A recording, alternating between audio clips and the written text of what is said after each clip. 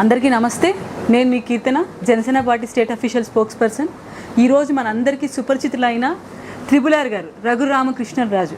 మీ అందరికీ తెలుసు, గత 5 ఏళ్లుగా అధికార పార్టీ చేస్తున్న అరాచకాలకి తనపైన బలమైన గొంతుతో ప్రజలకు క్లియర్గా తెలియజేస్తూ సోషల్ మీడియాలో కింగ్ లాగా ఈ అధికార పార్టీ అరాచకాలను ఎండకడుతూ మనందరికీ సుపరిచితులే. ఈరోజు ఆయన తిరుపతికి విచ్చేసి ఉన్నారు. ఆయనతో ఒకసారి ఇంటరాక్ట్ అవుదాం. నమస్తే సార్. నమస్తే కీర్తన. సార్, మా తిరుపతికి వచ్చారు. ఈ 5 ఏళ్లలో అరాచకాలు మీరు చూసున్నారు.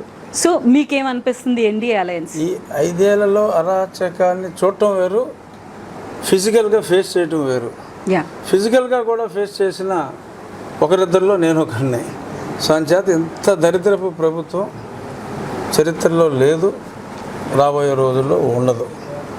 అలాగే స్వామివారి సన్నిధి, భక్తులు దేశ విదేశాల నుంచి ఇక్కడికి వస్తారు. ఇటువంటి సన్నిధిలో ఎన్డీఏ కూటమి నుంచి జనసేన పార్టీ సీట్ దక్కించుకుంది పవన్ కళ్యాణ్ గారు ఆర్ఎన్ శ్రీనివాస్ గారిని ఇక్కడ ఎంపిక చేశారు.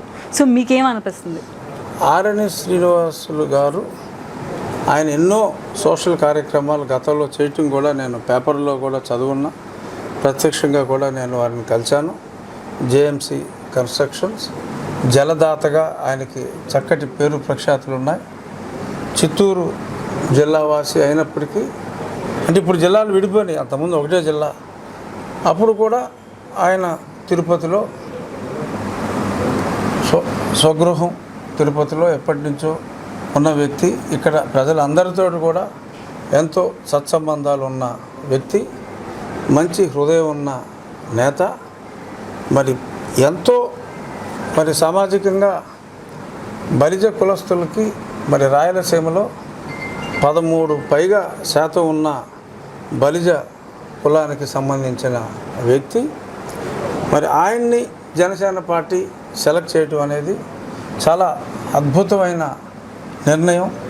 నిత్యం సభల్లో సామాజిక న్యాయం అని చెప్పి మాట్లాడే జగన్మోహన్ రెడ్డి తన సామాజిక వర్గానికి 52 స్థానాలు ఉన్న రాయలసీమలో 24 స్థానాలకు పైగా జనాభాలో 6% ఉన్న పార్టీకి, 6% ఉన్న కులానికి 50% సీట్లని అలాట్ చేసి, అంటే మిగిలిన ఇంకా ఎస్సీ ఎస్టీ రిజర్వ్డ్ స్థానాలు ఇవన్నీ ఉంటాయి కాబట్టి తప్పనిసరి చోట తప్ప ముఖ్యంగా వాళ్ళకే సొంత కులానికి కేటాయించిన పరిస్థితుల్లో పవన్ కళ్యాణ్ గారు ఇంత హై పర్సంటేజ్ ఉన్న సామాజిక వర్గాన్ని కూటమి గుర్తించి పవన్ కళ్యాణ్ గారు తిరుపతిలో ఆర్ఎన్ శ్రీనివాసులు గారిని ఎంపిక చేయటం అనేది అత్యద్భుతమైన నిర్ణయం.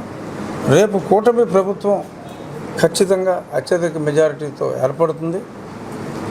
తిరుపతిలో రాష్ట్రంలో ఉన్న 3 ప్రధాన నగరాల్లో తిరుపతి ఒకటి. ఫుల్ ఫ్లెడ్జ్డ్గా ఇంటర్నేషనల్ ఎయిర్పోర్ట్తో పాటు నాలెడ్జ్ హబ్ కూడా, ఇంకా ఎన్నో కర్మాగారాలకి పుట్టినీళ్ళు కాబోతోంది తిరుపతి ప్రాంతం. ఇటువంటి తిరుపతి ప్రాంతంలో ఖచ్చితంగా కూటమి అభ్యర్థిని గెలిపించుకోవాల్సిన బాధ్యత ప్రజలందరికీ ఉంది. మా సామాజిక వర్గానికి చెందిన వాళ్ళు కూడా తిరుపతిలో 24,000 మంది ఉన్నారు. వాళ్ళందరూ కూడా ఒక్కటై, ఎందుకంటే క్షత్రియులంటే జగన్మోహన్ రెడ్డికి విపరీతమైన ద్వేషం. ఆ ద్వేషం వల్లనే నన్ను చంపాలని కూడా ప్రయత్నం చేశాడు. క్షత్రియులందరూ కూడా తిరుపతిలో సంఘటితమై ఆర్ఎన్ శ్రీనివాసులు గారిని అత్యధిక మెజార్టీతో గెలిపించవలసిన అవసరం ఉంది. సామాజిక వర్గం గురించి నేను మాట్లాడతల్లా, ఒక అసాంఘిక వ్యక్తి మీద సమాజంలోని అన్ని కులాల వారు కూడా కలిసి పోరాడవలసిన ఆవశ్యకత ఈరోజు ఉంది.